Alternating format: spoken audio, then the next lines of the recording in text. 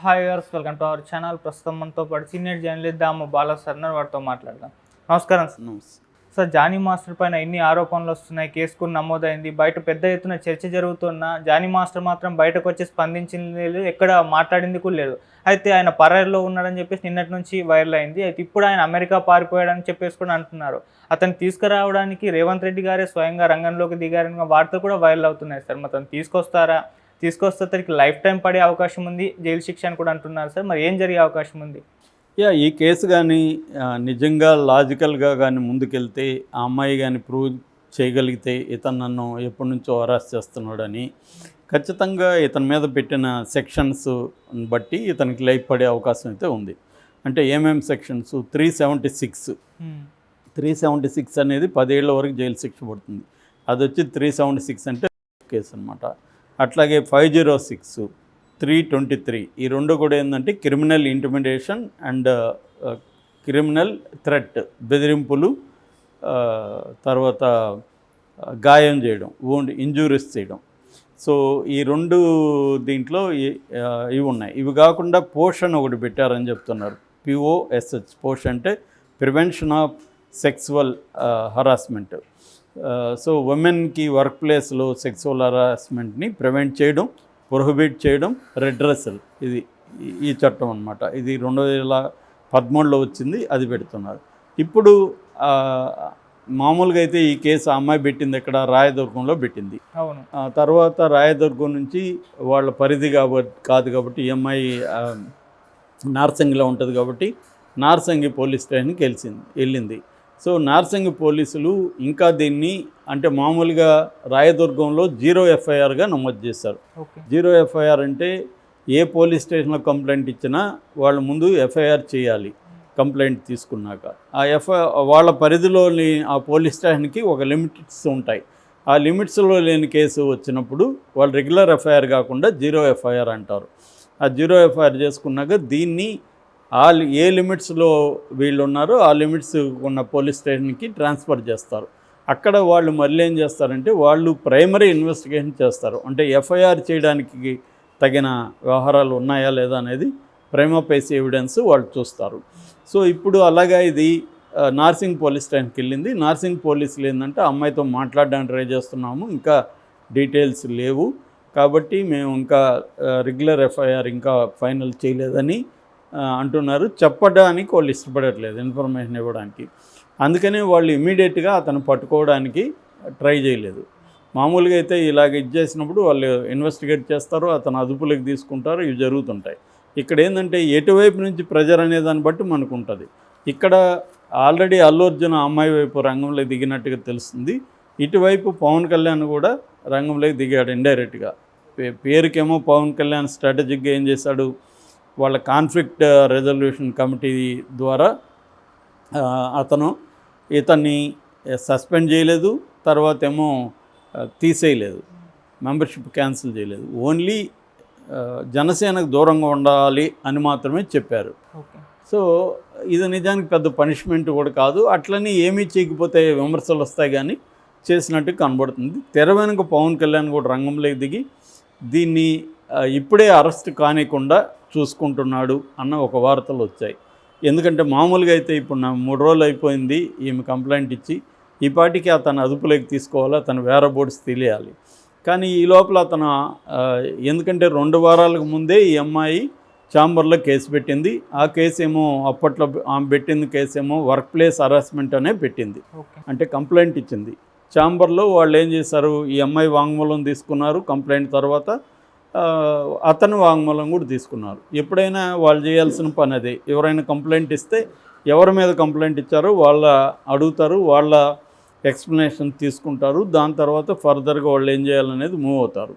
So అలాగా వాళ్ళు తీసుకున్న తర్వాత ఇతనికి అర్థమైంది ఈ అమ్మాయి వెంట ఎవరో పెద్దవాళ్ళు వచ్చి ఈ అమ్మాయిని ప్రెజర్ చేస్తున్నారని ఇతనికి అర్థమయ్యి ఈ అమ్మాయి పోలీస్ కంప్లైంట్ ఇవ్వకముందే ఇతను అమెరికా వెళ్ళిపోయాడని చెప్తున్నారు. అందుకే ఇతను స్పందించలేకపోతున్నాడు.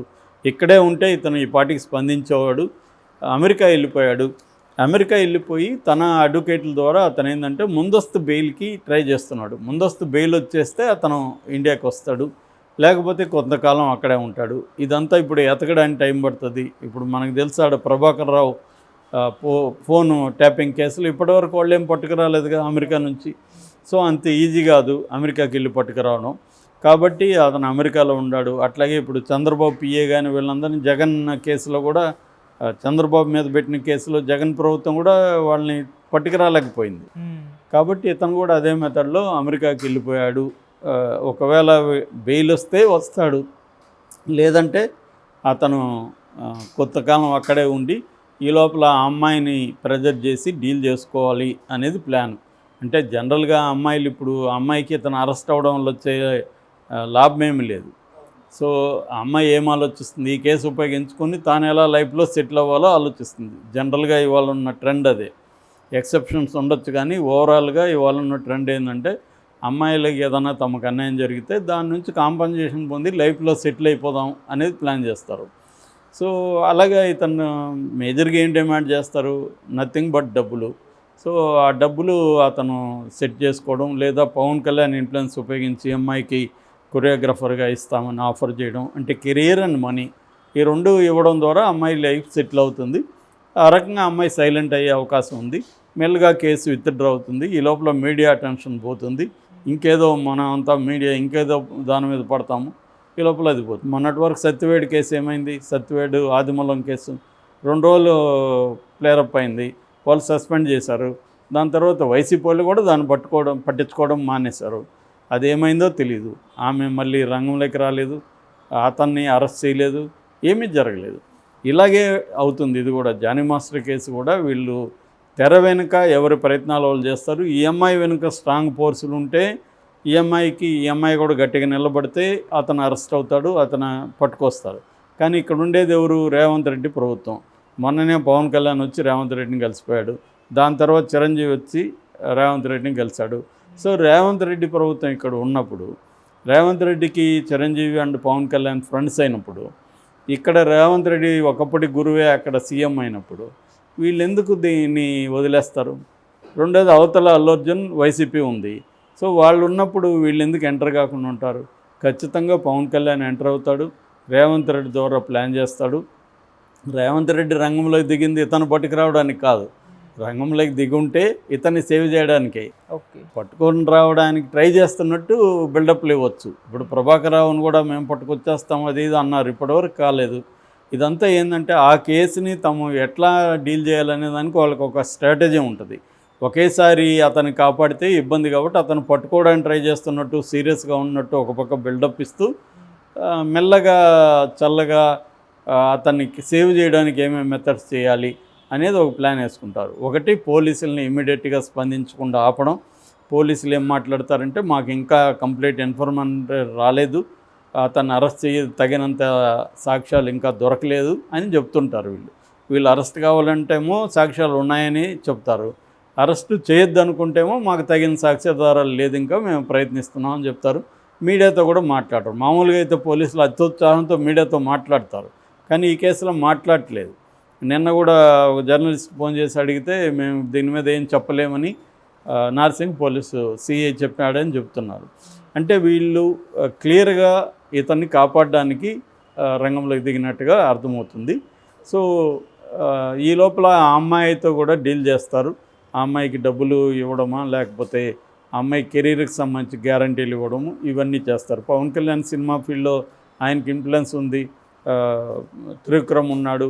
సో తన మెగా కాంపౌండ్ ఉంది, వాళ్ళే ఒక 10 మంది హీరోలు ఉన్నారు. వాళ్ళ సినిమాలు అన్నింటిలో దేంట్లో కొరియోగ్రఫర్గా పెడతారు. ఈమెకు మంచి సీనియర్ అసిస్టెంట్ని పెడతారు. అదేం పెద్ద విషయం ఏముంది. సో అలాగే ఈమె మెల్లగా కొరియోగ్రఫర్గా ఎదుగుతుంది. ఇంకా అవసరం అనుకుంటే తమకు తెలిసిన ఛానళ్ళల్లో కూడా జడ్జిలుగా పెడతారు ఈమెని. అలాగే ఈమె కెరీర్ గ్రో అవుతుంది. రెండోది ఈమెకి ఏదో ఒక విల్లాలు కొనిచ్చడము ఏదో ఒకటి చేస్తారు. ఆ రకంగా ఆమె జరిగినప్పుడు ఆమె కూడా తనకి ఇక్కడ నిజంగా లైంగిక వేధింపులు జరిగిందనేది అబద్ధం. ఎందుకంటే 5 ఏళ్ళుగా జరగదు కదా, అంటే ఒకసారి జరుగుతుంది.